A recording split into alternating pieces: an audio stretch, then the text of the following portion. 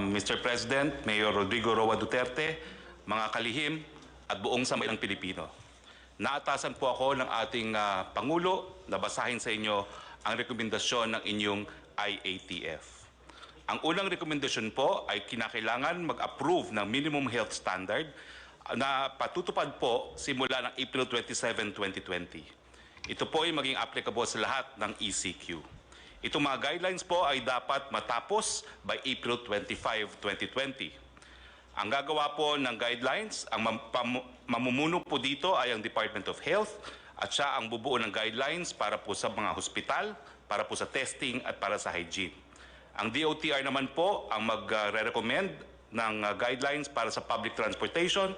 Ang DTI naman po ay bubuo ng guidelines para sa mga employers. Ang DOLI po ang magbubuo ng guidelines para sa mga manggagawa at ang DPWH ang bubuo ng guidelines para sa infra construction.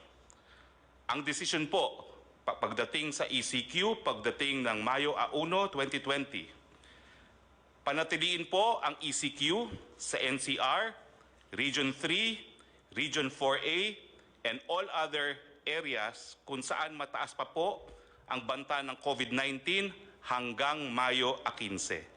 Magkakaroon po ng re-evaluation pagdating po ng May 16. Ang mga probinsya po na mananatili sa ECQ, National Capital Region, Benguet, pero po pwede pong mabago ito by April 30, Pangasinan, Bataan, Bulacan, Nueva Ecija, Pampanga, Tarlac, Zambales, Batangas, Laguna, Cavite, Rizal, Quezon, Oriental Mindoro, Occidental Mindoro, Albay, Catanduanes, Antique, Iloilo, bagamat meron pong to recheck itong Antique at Iloilo, Cebu at Cebu City, also subject to rechecking. At sa Mindanao po, ang probinsya ng Davao del Norte at Davao City. Ang lahat po ng probinsya na hindi kasama dito sa mananatili ang ECQ ay sa ilalim po sa new normal na tinatawag na General Community Quarantine. Ganun pa man, dito po sa mga lugar na mapapasailalim ang General Community Quarantine, may mga areas po na moderate na naka-orange. Ang ibig po sabihin nito, mag-i-evaluate pa po ako ano mangyayari dito sa mga lugar na ito, kung magkakaroon nga ng General Community Quarantine o mananatili ang ECQ. Ito po ang para sa mga probinsya ng Abra, Ilocos Norte, La Union, Cagayan, Isabela, Nueva Vizcaya, Marinduque, Camarines Sur, Aklan, Capiz, Samar, Western Samar, Zamboanga del Sur, Lanao del Norte, Misamis Occidental at Misamis Oriental, North Cotabato, South Cotabato, Maguindanao. Yung mga areas naman po na low at moderate ay mapapasilalim nga po sa GCQ, ang new normal. Yung mga moderate na areas po ay ang mga probinsyang Negros Occidental, Negros Oriental, Siquijor, Davao del Sur, Davao Oriental, Sultan Kudarat, Lanao del Sur.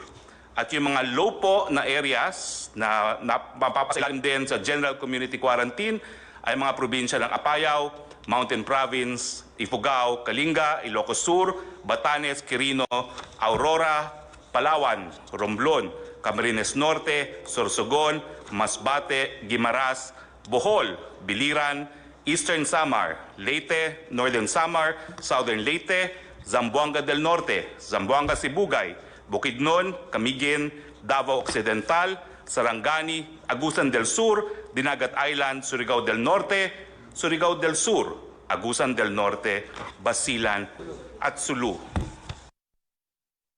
Ano po ang recommendation sa mga areas under General Community Quarantine?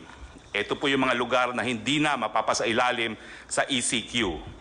Pwede pong magtrabaho ang mga manggagawa sa Sector 1, 2, and 3. Ito po yung gagawin on a work-in phase.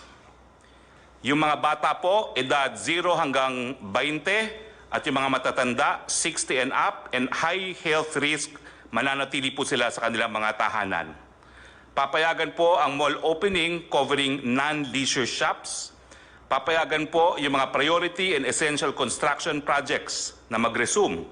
Papayagan po ang mga non-workers to go out to buy goods and services except those pertaining to sector category 4, yung leisure at mga kabataan. Papayagan din po ang public transport na mag-operate at reduce capacity at ang LGU po to enforce curfew at night dun po sa mga hindi manggagawa. For GCQ areas, General Community Quarantine, i-consider po ang reprioritizing ng SAP cash subsidy towards ECQ areas. Ibig sabihin, yung SAP po na para sa areas na hindi na po under ECQ, siyempre po yung cash subsidy, kinakailangan pag-aralan na ibuhos doon sa mga areas under ECQ pa rin.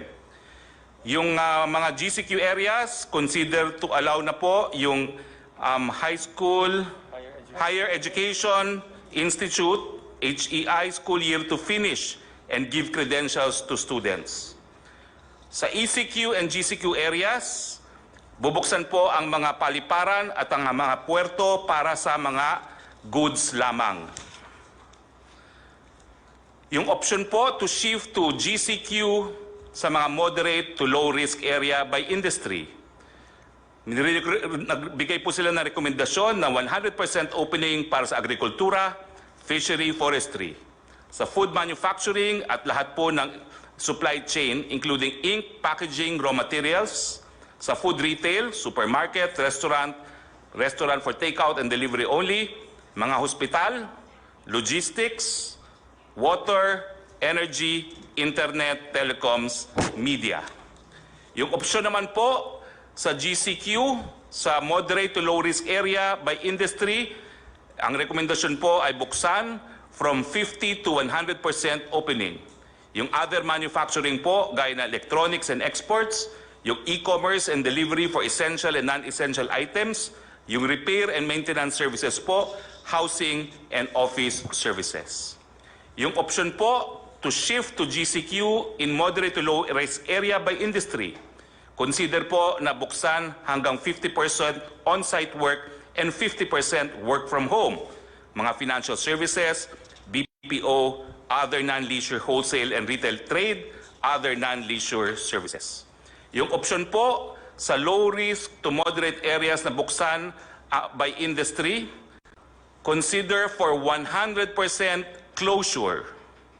Maski po low to moderate risk, consider for 100% closure pa rin dahil po ang mga transmitters ay kabataan mula edad 0 to 20, lahat na eskwelahan. I-consider po ang late opening sa Setyembre except po sa online learning, yung leisure, amusement, gaming and fitness, yung kid industry na tinatawag, turismo, all gatherings including religious conferences at iba pa, limited opening po ng malls at limited opening ng construction. Yan po ang rekomendasyon ng inyong IATF. Maraming salamat po.